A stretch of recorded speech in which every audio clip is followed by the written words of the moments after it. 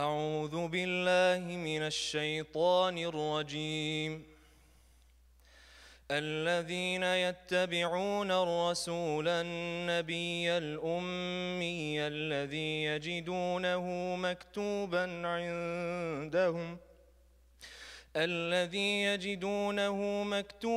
عندهم في التوراة والإنجيل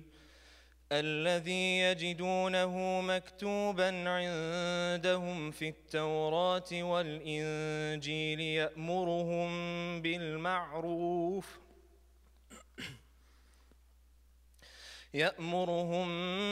بالمعروف وينهاهم عن المنكر ويحل لهم الطيبات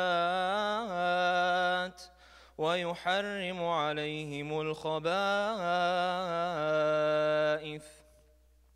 ويضع عنهم إصرهم والأغلال التي كانت عليهم، فالذين آمنوا به وعزروه ونصروه واتبعوا النور الذي أنزل معه أولئك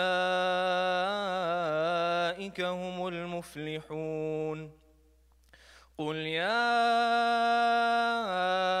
أيها الناس إني رسول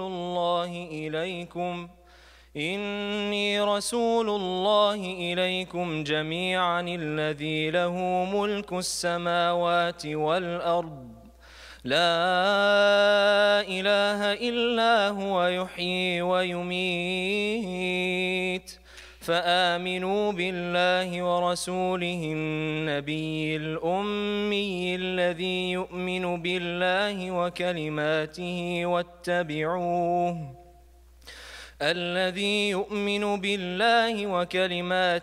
واتبعوه لعلكم تهتدون.